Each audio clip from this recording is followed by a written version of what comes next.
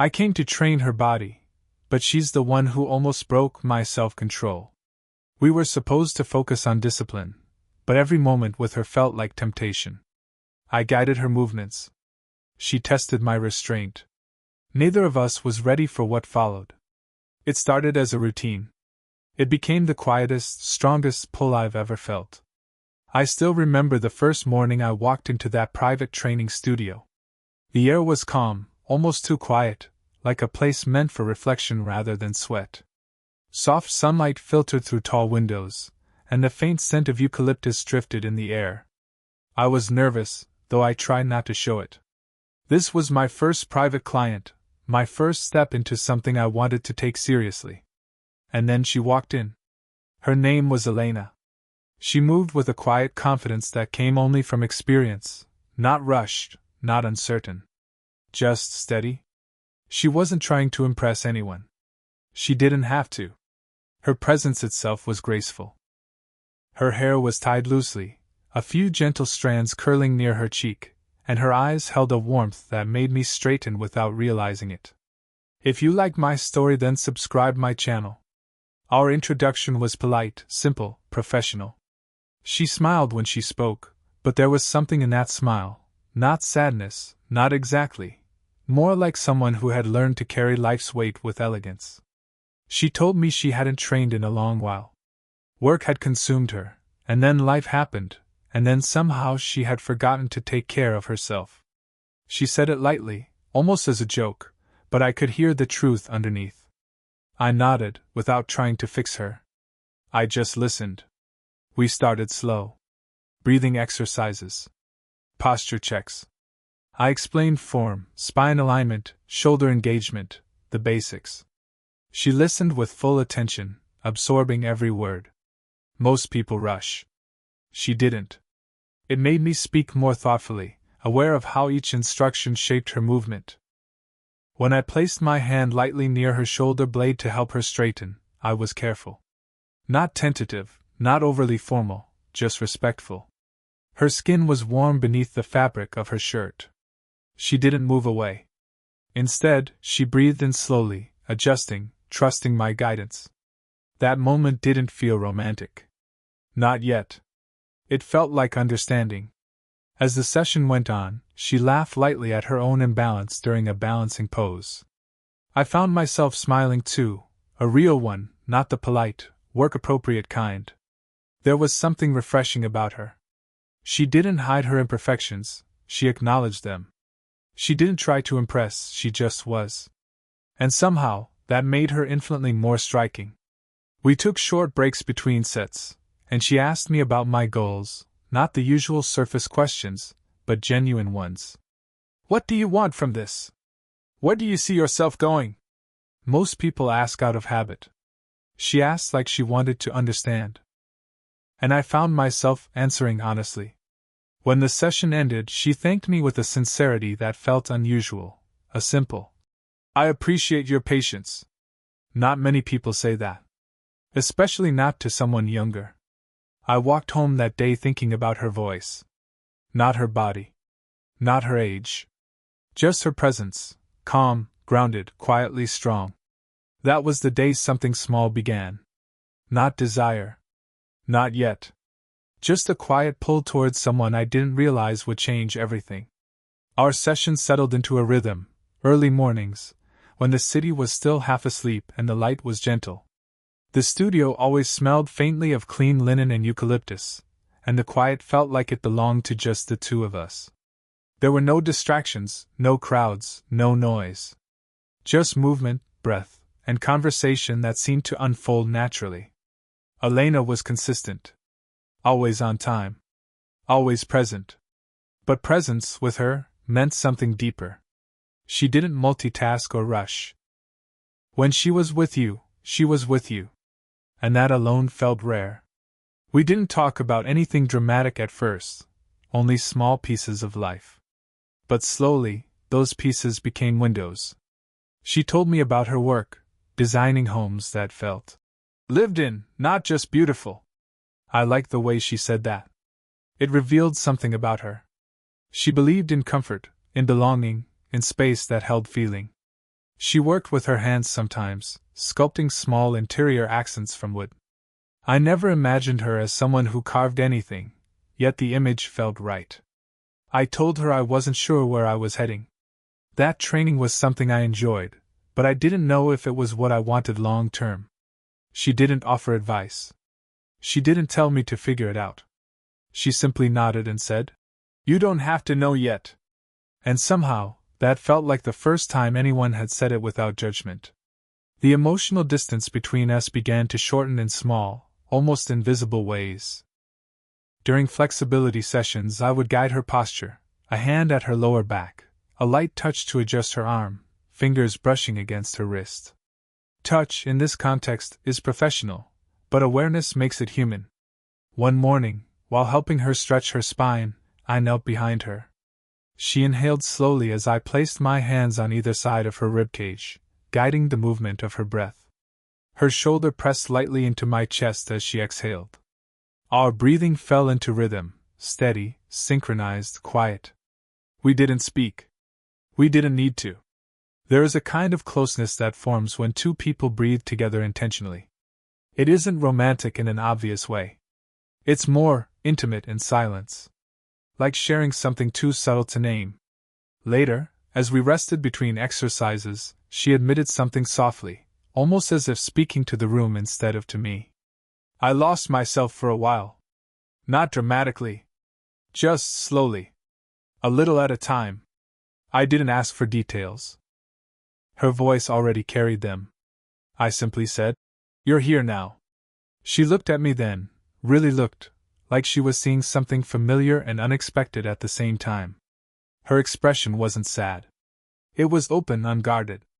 That look stayed with me long after the session ended. The tension between us wasn't desire, not exactly. Desire is loud. This was quiet. Slow. A pull that didn't demand anything, just lingered, like warmth after sunlight. Something was beginning to shift, not because either of us forced it, but because we noticed each other. Not as roles. Not as trainer and client. But as two people, slowly finding comfort in the space between their breaths. It was around the third week when things began to feel different, subtly, quietly, like a change in the air you only notice once it's already happened. Our sessions still looked the same from the outside, reps, stretching, controlled breathing, but something underneath had shifted. We had grown familiar with each other's rhythms, each other's silences, each other's ways of existing in the room. And familiarity, when it's warm, can become gravity. One afternoon, after we finished training, Elena asked if I had time to stay for tea. Her tone wasn't casual, but it wasn't hesitant either. It was simply open. Like she trusted that the quiet between us could hold something more than exercise instructions. Her home was only a few steps away from the studio, tucked behind a small row of maple trees. The living space felt lived in the most comforting way, soft colors, warm lighting, books stacked in thoughtful disorder, a throw blanket draped across the arm of a couch. No perfection. Just presence. Just life. She moved barefoot in the kitchen, her steps unhurried, her hair loose now, falling around her shoulders. There was something disarmingly gentle about it. She handed me a mug of jasmine tea and sat across from me, not too far, not too close. The distance was intentional, yet it felt like we were already closer than the space suggested. Our conversation drifted to things people don't normally talk about with new acquaintances. Not dramatic confessions, but quiet truths that reveal who a person is. She spoke about the years she had spent taking care of everyone but herself. About routines that were built around responsibilities, not desires. She didn't say it with bitterness, just honesty. I found myself telling her about feeling stuck between who I thought I was supposed to be and who I actually was. How I sometimes felt like I was performing adulthood rather than living it. No one asked to hear that. She did. And she listened like it mattered. There was a moment, a small one, but one I felt fully. She laughed at something I said, a soft, real laugh, and her hand landed lightly on my forearm. Not purposeful. Not suggestive. Just natural. Warm. Familiar. But my body knew the difference immediately. A touch that simple can carry more meaning than 1,000 words when two people are already leaning toward each other without admitting it. Neither of us acknowledged it. But the silence afterward carried a new weight. When I stood to leave, she walked me to the door. The hallway light was dim, soft. She looked at me, not with flirtation, not with invitation, but with something more vulnerable than either. "Thank you," she said. "Not for the tea. Not for the session. Something deeper." I didn't ask what she meant. I didn't need to. On my way home, I realized something had happened, not on the surface, but somewhere quiet and internal. A shift. A recognition. We were no longer just trainer and client. We were two people slowly stepping into a space where feelings were forming, softly, gently, and without a single word spoken aloud. The day the tension finally surfaced wasn't dramatic. There was no romantic music, no sudden confessions, no deliberate closeness.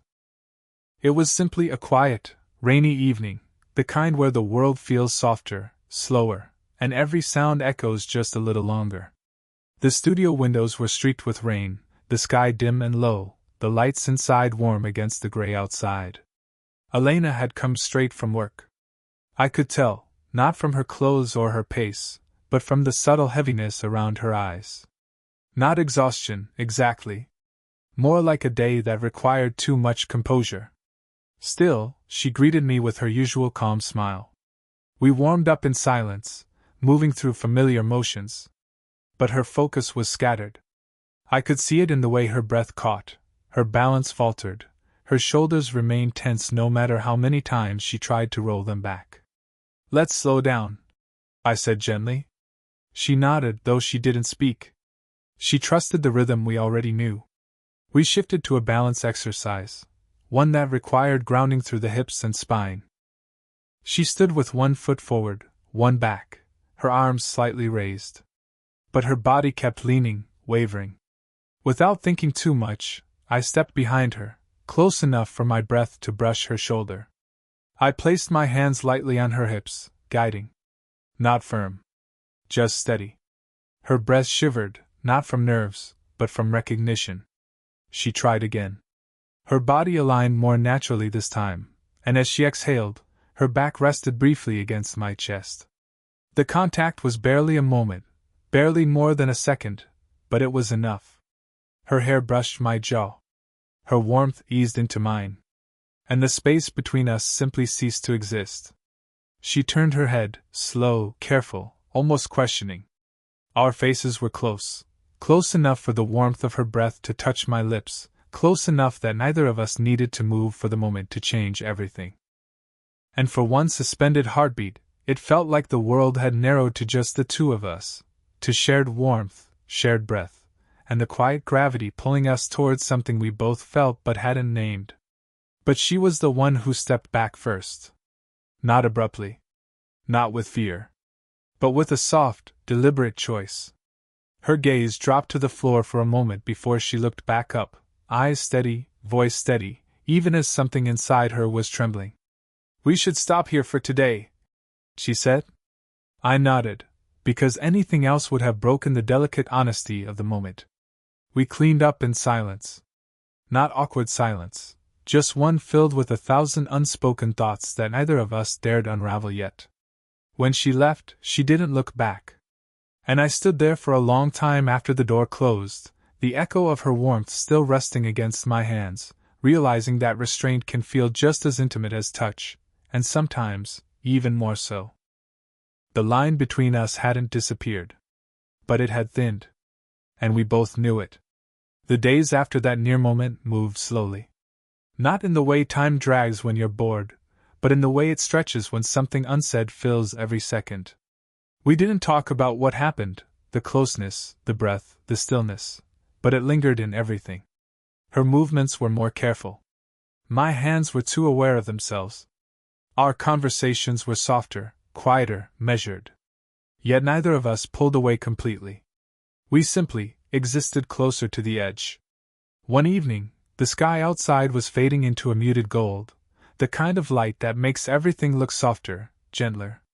She had finished her workout, but instead of packing up, she remained seated on the mat. Her posture was upright, but her expression held something unsteady. I could see it in the way her hands rested in her lap, fingers lightly entwined, like she was holding herself together. "I owe you honesty," she said quietly. Not a dramatic opening, just plain truth. I didn't speak. I didn't move. I waited. She exhaled slowly, the breath leaving her like she'd been holding it for days. "People think I'm composed, balanced, in control." A pause. "But I'm not. Not always. Not with everything." Her voice didn't break, but it softened at the edges. She told me then, not every detail, not every wound, but the shape of what she'd lived through. How she had spent years in a relationship where she had slowly, almost imperceptibly, disappeared into trying to be who she was expected to be. How she had learned to carry herself gracefully, speak thoughtfully, stay strong, not because she felt strong, but because falling apart never seemed like an option. How leaving had taken courage no one saw, because everyone assumed she was always strong anyway. She didn't look at me while she spoke. She looked forward, eyes distant, as if speaking to memories she had kept sealed for too long. When she finished, there was no silence to fill, only understanding. I moved closer, slowly, intentionally, and sat beside her. Not touching. Not yet. Just there. "I'm not here to take anything from you," I said. The words came out steady, without effort. "I'm not here to change you. Or fix anything. Or ask for something you're not ready to give." Her breath caught, almost invisible, but I heard it. "I just want to stand beside you. That's all." She looked at me then, and in her eyes something opened.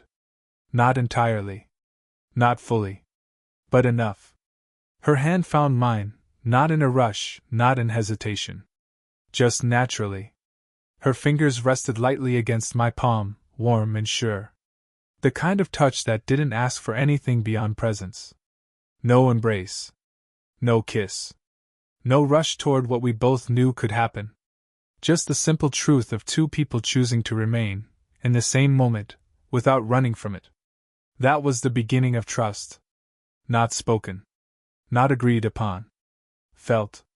Quietly. Unequivocally. After that evening, something between us changed, but not in any dramatic or sudden way. It was subtler than that. It was the kind of shift that doesn't need to be spoken to be known. A new gentleness settled into our interactions, like the air around us had warmed. Touch, now, carried meaning. Not the kind that demands attention or explanation. Not the kind that announces itself as something more. Just the quiet kind, the natural kind, that happens when two people have stopped pretending they don't care. When I adjusted her posture now, her body didn't tense. It responded. Leaned. Trusted. My hand at her lower back felt familiar. Her shoulder easing beneath my fingertips felt like something understood. She no longer apologized when her balance faltered. She simply laughed softly and tried again. And when she laughed, I found myself laughing too, not because it was funny, but because there was something warm about the way she allowed herself to be imperfect around me. That small permission felt like intimacy. We began taking slow walks after training, nothing planned, nothing forced. The world outside always seemed quieter during those walks. The sidewalks weren't busy, the air carried faint scents from nearby bakeries, and the leaves rustled in a way that made conversation feel easy. We talked about the small things that reveal big truths, the books she kept rereading every year because it reminded her she was allowed to begin again. The songs I listened to late at night when I couldn't sleep. The fear of wanting too much. The fear of not wanting enough. There were pauses, long ones sometimes, but they didn't feel like breaks in conversation. They felt like spaces where breathing mattered. One evening, we sat on a bench overlooking a small park. The sky was dimming into a lavender dusk, and a cool breeze moved softly through the trees. She wrapped her arms loosely around herself. I noticed before I thought about it. "Here," I said, and without hesitation, I slid a little closer. She leaned her shoulder into mine, not dramatically, not melting, not trembling. Just gently. Naturally. Like the most reasonable thing in the world. Her head rested lightly against me, her hair brushing the side of my jaw. I could feel the slow, steady rhythm of her breath. No words were needed. Closeness can speak louder than anything spoken aloud. After a while, she exhaled, a long, quiet breath, the kind that only happens when someone feels safe. "I didn't expect this," she murmured. Her voice wasn't fragile, it was honest. "Neither did I," I replied. She nodded, the movement small, but full of understanding. The moment didn't ask for more.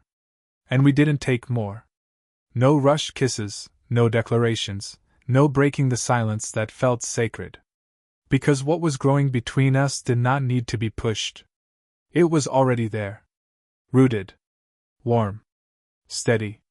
We had stepped into affection that didn't have to be named to be real. And sometimes, that is the most intimate kind of love. The final training session felt different from the moment I stepped into the studio that morning. Not tense, not urgent, just quiet, measured, and imbued with a sense of culmination. We had come a long way together, through early mornings, quiet conversations, shared breath, and touches that had gradually grown charged with meaning. Today, there was no need for words to fill the space. The air itself carried what we had both been feeling all along. Elena was moving through her stretches with her usual poise, but I noticed the ease in her shoulders, the way her spine curved naturally without tension. She glanced at me once, a small, almost imperceptible smile playing on her lips. It wasn't the guarded smile from the first day. It wasn't a laugh hiding fatigue or stress. It was the smile of someone who felt seen. Truly seen. We finished the exercises, the routine complete, yet it didn't feel like an ending. It felt like a bridge, a quiet acknowledgement that the relationship we had built would extend beyond the studio walls. She stood, brushing a stray hair from her face, and I waited, unsure if she would speak, if I should speak, if any words could encompass what lingered between us. Then she did. "I want you to know," she said softly, her voice steady, "that this, what we've had, means more than I realized. Not because of anything dramatic, but because of how present you've been. How patient. How steady." Her words landed, deliberate yet gentle. I could see her vulnerability, but also her strength. She wasn't confessing passion in a rush. She was simply naming truth. I stepped closer. Not too close. Not to rush anything. But close enough to offer presence, to offer understanding. "You don't have to explain," I said. "Being here with you, it's enough. Always." Her hand found mine again, naturally, without hesitation or force. The warmth of her fingers against mine felt familiar now, like a rhythm we had learned together. We stood in silence for a moment, foreheads nearly touching, breathing in the same air. The world outside, the rain, the city, the distant hum of life, faded into irrelevance. There was nothing to chase. Nothing to prove. Only a quiet, unspoken agreement. We would move forward together, carefully, honestly, and patiently. And then we embraced. Not with urgency. Not with dramatics. Her arms slid around my neck, my hands settled gently on her waist. Her cheek rested against my chest, her hair brushing my jaw. The weight of our shared moments, every laugh, every hesitation, every breath we had matched and measured together, settled into that embrace. It was real. Grounded. Human. When we pulled back slightly, her eyes held mine with a soft intensity. No words were necessary. Our trust, our care, and the quiet, steady love we had nurtured spoke louder than any declaration could. We left the studio together, walking slowly under the dim glow of the evening streetlights, side by side, a natural closeness that needed no announcement. There was no rush. No urgency. Only the gentle certainty of two people choosing each other. The story ended not with fireworks or drama, but with warmth. With presence. With the knowledge that love doesn't always need to be loud to be profound. And in that quiet choice, We found everything we had been seeking all along.